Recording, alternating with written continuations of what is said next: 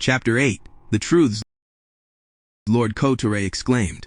Sir Noduro, chief peace officer of the realm, approached the throne. From a recess entrance far to the side of the throne, the young man walked in adorned in his best robes and carrying a copy of the protocols of the ancestors.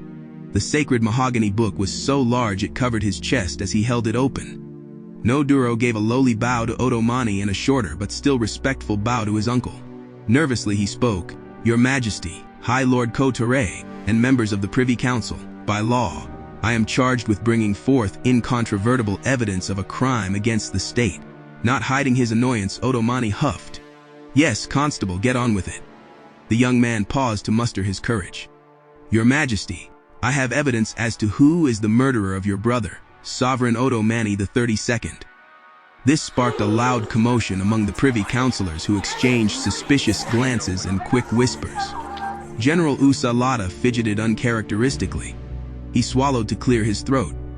Otomani sat up and darted his eyes toward his mother and his beloved. "Proceed."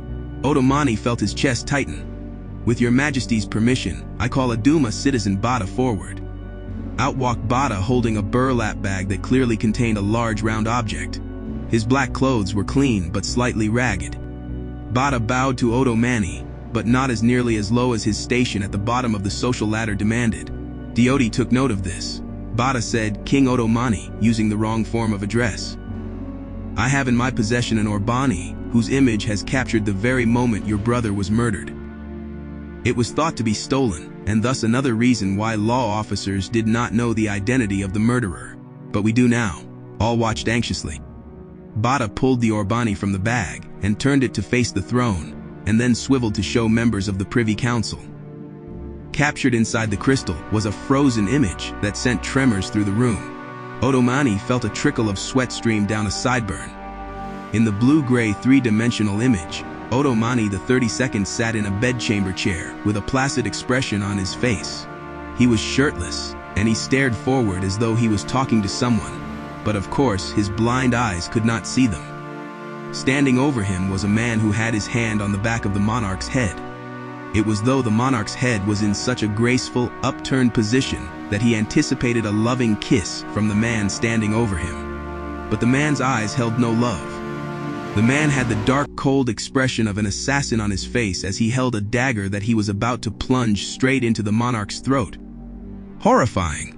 But what most sent tremors through the room was that the image of the murderer was that of Chief Steward Diodi.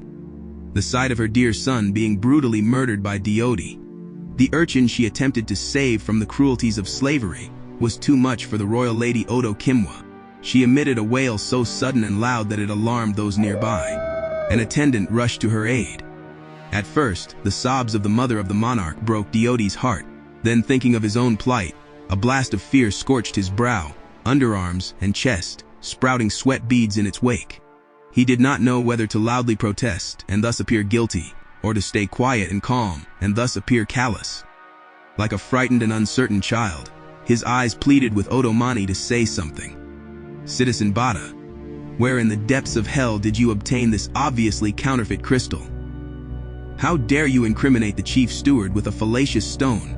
That is a state crime," Lord Kotare intervened. "Your Majesty, as I said, this matter is of a very delicate nature. Bada does not have the wherewithal to falsify an Orbani, and as you know, it is absolutely impossible for anyone to do so. Even trying would destroy a crystal. And the high priest and royal sages have verified that this is an authentic Orbani. The image it contains is a true image. That is indeed an image of Chief Steward Diodi." Otomani fumed. "This is an ambush. Lord Kotare, how dare you and Sir Noduro frame an innocent man, right before the very eyes of your monarch?" Diodi's eyes pleaded with Otomani for an entirely different reason now.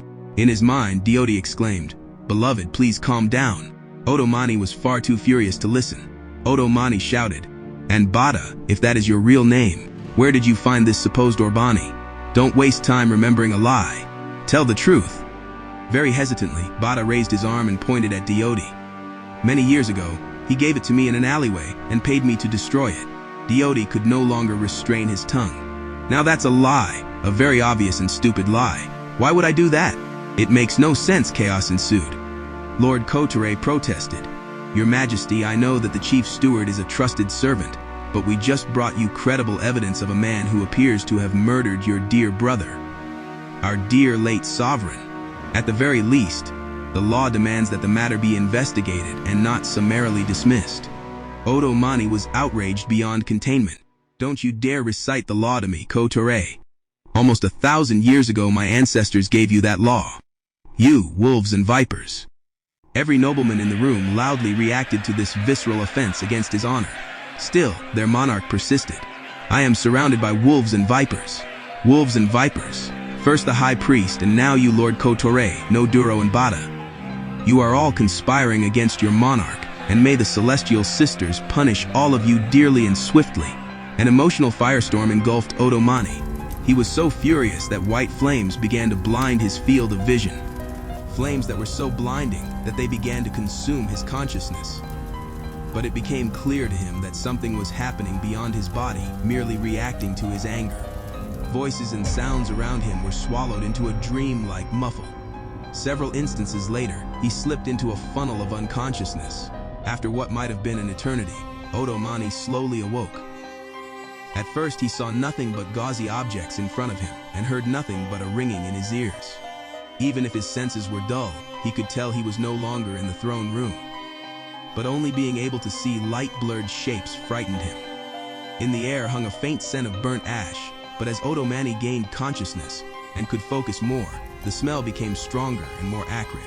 Initially, he saw a large glowing bright orange circle. Then as it became clearer into view, he saw that it was a huge stone ring, and in the middle of a forest, encircled by a volcanic glow. In the ring's middle hung a gigantic spider perched on a spider web. Otomani's skin crawled at the thought of the creature waking and lumbering toward him. As though reading his emotions, a ghostly voice intoned, "Fear not." A flash of ochre brightness, and the scene morphed into a blazing image of Mother Otoma. It was she as an ancient woman, long white braided hair with her skin as leathery smooth as the flames around her were searing hot. She stood in the midst of an inferno and jutted out a hand consumed by fire to invite Otomani to follow her incendiary path. "Yield to your courage," she said. Another blaze flashed, and now Otoma was transformed into a much younger version of herself suspended above a volcanic pool. Her flowing alabaster braids stretched behind her like alive tendrils. She peered down at a man who, though he too floated above the pool, was prone and fast asleep. Around his waist was a gossamer orange cloth that also wrapped around the torso and legs of Otoma and formed her gown. "When this realm was formed," the man then floated upright and gently landed upon one of many black boulders that rimmed the volcanic pool. His torso was bare but engulfed by what looked like an orange starburst luminous creature, whose shimmering tentacles drifted about like those of a sea anemone. A voice echoed, "They called him Otomani, for it means justice and truth." Volcanic fires cooled and Otoma stood before a teenage boy. Glowing curtains of light glittered around them. She smiled as she matted down the boy's springy locks in order to place a tiny golden crown very slowly on his head. "And you are called to restore justice and truth." Your Majesty, are you all right, sire?" His first minister's officious voice met him at the end of his astral journey. A fog of blindness lifted from Otomani's vision, and the throne room came back into focus. Otomani blinked and shook his head. Diodi was nearby, though he had not fetched a warm cloth and basin for the monarch, as was custom, given he was flanked by 2 soldiers. Otomani frowned at the soldiers and grinned at Diodi to wordlessly reassure him that he was fine.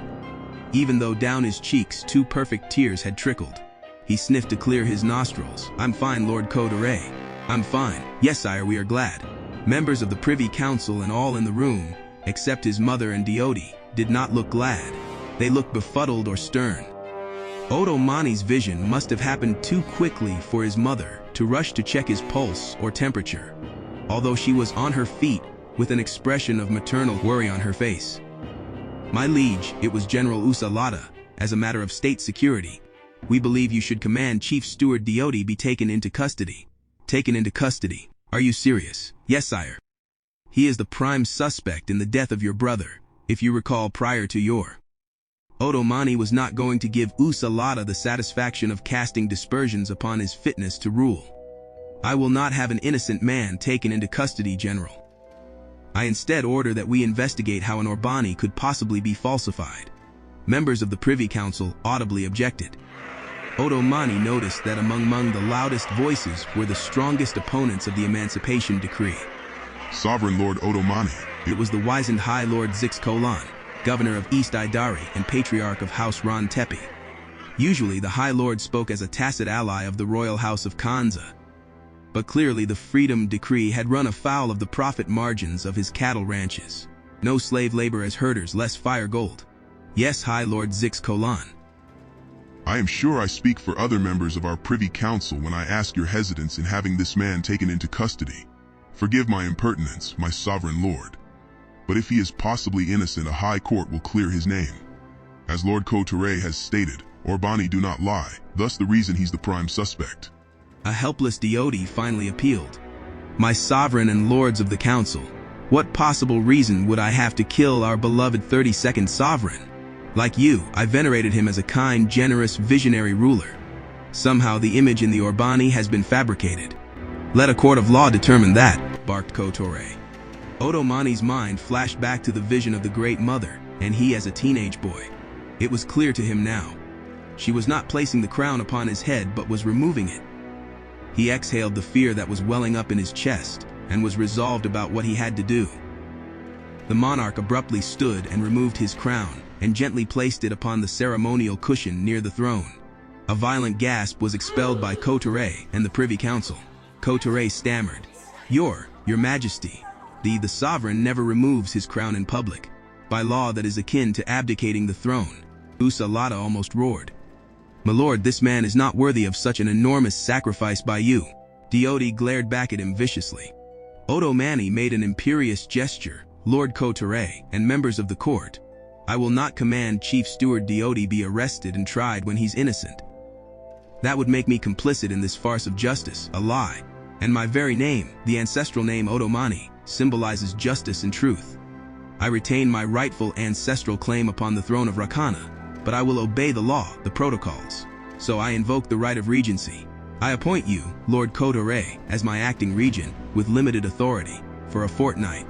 You shall conduct a tribunal, and I shall serve as the advocate of Sir Diodi. May justice be served in the name of the Universal One and the Celestial Four. All of this time, Odomani's royal toga had been opened to reveal part of a bare chest.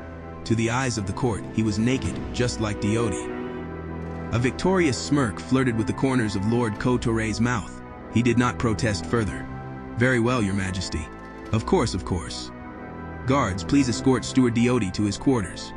Your Majesty, you may accompany him there if you wish. Kotore bowed to him respectfully and ironically, and sat down reverently on the throne. Yes, I do wish to go with him. Wherever he goes, I go. For he is my beloved. Odomani rapidly closed the distance between he and Diodi, and they ardently pressed their lips together to publicly affirm the deep bond between them, beyond any doubt. Not only did their kiss utterly surprise and disgust those in the throne room, but eventually it sent the entire palace and the realm into an uproar. The mother of the monarch, the great lady, could only sit, stunned with her mouth agape. No, my son. No, she wept with her head in hands. I'm very sorry, my dear mother, but truth is my birthright. To a chorus of shouts and sneers, he and Diodi walked out of the throne room, hand in hand, escorted by the monarch's guards. Now, good people, please like, comment, and subscribe to catch the next thrilling episode of Red Circles of Fire.